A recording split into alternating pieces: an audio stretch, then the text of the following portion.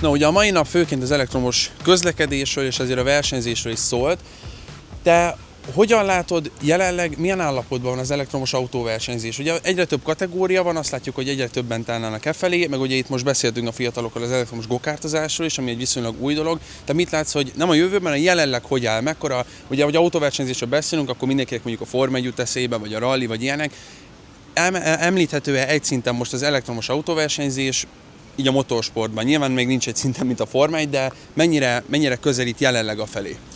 Idő kell még neki. Tehát, hogy az van, hogy nyilván a belsőégésű motoros autóversenyzés az épül 100 éve, vagy bő 100 éve, és az elektromos versenyzés az tényleg most vagyunk abban az évtizedben, amikor igazán elkezd kibontakozni. Most nyilván a Formula E is 2013-14 óta létezik. Én magam is versenyeztem egy ilyen abszolút új keletű sorozatban, a Pure ETCR-ben, még 2021-ben ott is gyártók csatlakoztak, és nyilván a Formula E is egyre népszerűbb. Meg van nagyon sok más elektromos versenysorozat is a világon. Hogyha pusztán elektromos versenyeket nézzük, akkor ott én azt látom, hogy így maga a motorsport világ az így keresi a helyét. Tehát, hogy ott volt ugye az a próbálkozás, hogy a rallycross-t is átalakították, akkor nyilván rengeteg helyen használnak már ugye hibrid erőforrásokat, mint például a Forma 1-ben is, tehát megvan a helye és abszolút épül. Amit én most nagyon érzek és látok, és amit pont a Heidfeld is említett, nekik is van egy ilyen projektjük, hogy a megfizethető belépési szintű versenyzési formára szerintem nagyon jó, mert ezért itt jóval kevesebb alkatrészt tud tönkre menni, olcsóbb az üzemeltetése ezeknek az autóknak, legyen ez formula autó, vagy akár karosszériás autó, és nyilván van rengeteg előnye, tehát hogy belvárosban este 8-kor volt szabadedzés, és izzottak a féktárcsák, és miért tudsz ilyet megtenni? Azért, mert nincs olyan zajszennyezés. Tehát nyilván nem fogsz tudni este 8-kor durogtatni a belvárosban. Formula E, in face of just having been around for a bit more than 10 years now, I think has done amazingly well. People compare it to Formula One, which I think is great because Formula One is the biggest and has seen a huge boost over the last couple of years that some people did not expect. And now it's not on the same level as Formula One, but Formula One has been there for, I don't know, nearly 100 years, has a huge tradition. But Formula E is there with a very successful championship, with especially a high level of competition and drivers. And as we see, Formula One is also going more and more into electrification. I think next season it's going to be like 50% already. És ugye jövőre a Forma 1 is tesz egy nagy lépést ebbe az irányba, hiszen egy jóval nagyobb hatékonyságú és nagyobb méretű akkumulátor fog bekerülni, erősebb elektromotorok, ugye majdnem 50-50 lesz az elektromos és a belső égésű által táplált energia és teljesítmény mértéke, úgyhogy szerintem idő kell, és aztán meg fogja ez is találni a helyét, hogy a hibrid versenyzés is megtalálja, és nyilván nagyon fontos szerepe van azért a motorsportnak itt ezen a területen, mert azért ott a hajtásláncokat lehet tesztelni, amit később nem csak a hiperkárokban, meg a szuperautókban lehet az utcán beépíteni, hanem be lehet ezeket építeni tényleg így az általános ilyen középkategóriájú autókba is akár. I would say that we need to give time. We need to give a bit more time. I think it's important that the races are easy to understand. Right now they are maybe a little bit complicated with the attack mode and the extra laps at the end. I think Formula E is thinking already at how it can make it a little bit more simple, a little bit more normal. And I think we may see already some changes for next year. Then the year after we'll have the Gen 4 car, it will be a bigger car, much faster. We may go to different tracks, I don't know. But clearly I think it's important that the sport remain easy to understand, and we need to give it a bit more time because, to be honest, the on-track fighting is amazing. It's very tight, very narrow, you don't know who's going to win.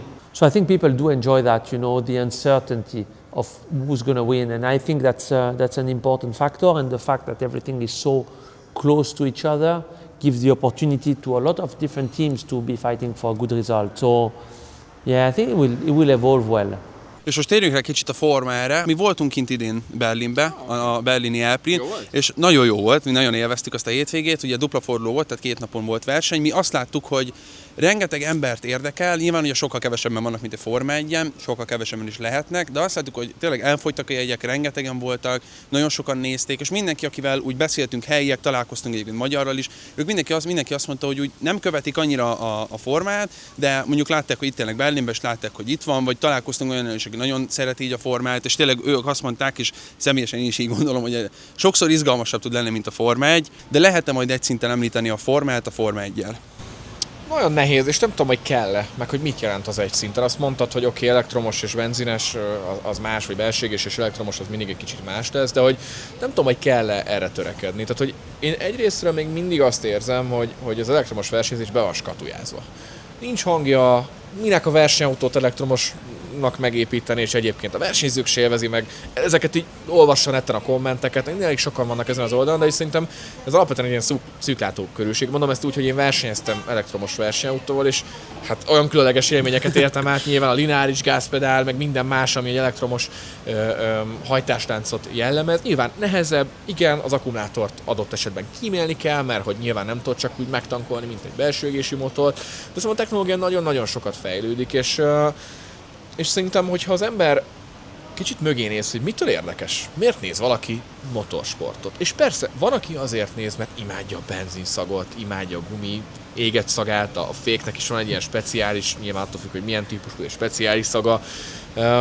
De van, aki azért néz versenyt, mert előzések vannak, izgalmas, megkedvel egy versenyzőt, és azt végigköveti. Tehát számos ok van, és ezek közül azért jó néhányat az elektromos versenyzés, akár a Formula meg tud ugrani. Nem véletlenül vannak ilyen nevű versenyzők ott, akár a Forma 1-ből, akik elmennek arra versenyezni. Szerintem idő kell még, és mondom, azt kell nézni, hogy mitől izgalmas. És számomra például a szürreális, hogy városi pályákon tényleg ott, ahol egyébként a közúti forgalom megy, mondjuk Monacóban, csak bárhova be tudod ezt tenni, kis túlzással. És szerintem ez nagyon nagy extra, és azért mondom, hogy nem feltétlenül kell a Forma 1-jel hasonlítani, mert a Forma 1-nek nyilván van egy óriási tradíciója, azzal nagyon nehéz versenyezni.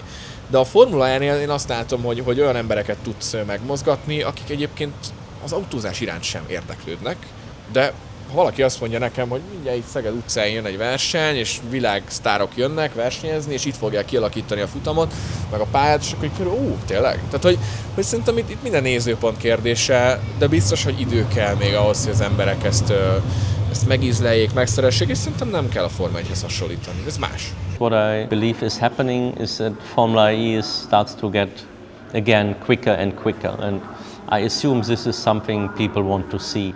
Obviously, Formula E is missing the sound compared to Formula 1, which adds one layer of excitement. But at the moment, Formula 1 is still quite a lot quicker, and as I said before, has the tradition.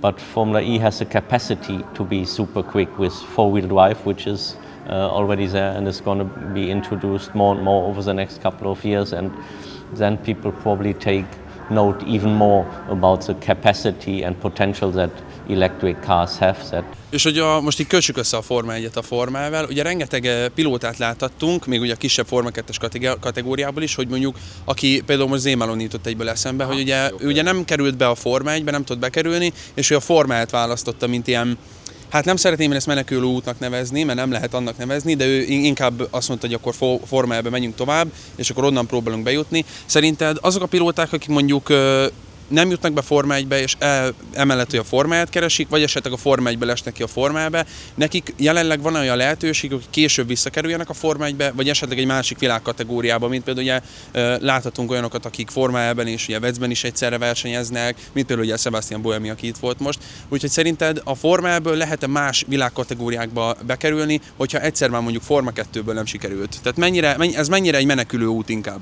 Hát azt hiszem, a menekülő út az egy jó megfogalmazás, mert ugye Formula E-be szerintem tipikusan azért mennek a versenyzők, mert azért ez egy tehát világbajnoki címet ad, ami elképesztően fontos. Jó pénz van benne, gyártók vannak, rendkívül jó nevek, fizetésért lehet versenyezni, és nagyon szeretik is a jó tehetségeket. De innen Forma 1-be vissza, tehát hogy ez nem jó út, szerintem abszolút nem jó út, akkor sokkal jobb már egy IndyCar, vagy valami hasonló, vagy akár egy hypercaros VEC szezon, még hogyha az egy teljesen másik versenyzés. versenyzési forma is. Szerintem a Formula E vezetéstechnikailag is nagyon-nagyon más. Sokkal kisebb a leszorító, ugye leszorító erő, ugye ilyen átmeneti gumikon mennek, teljesen más igénybevételnek vannak kitéve. Az is nagyon-nagyon nehéz, de az tök más. Úgyhogy szerintem a Forma 1-ben nem, de az utána a hosszú távú versenyzés, azt szerintem nagyon könnyen összejöhet, igen. Kövessétek be a Rajtvonal magazint! Így van.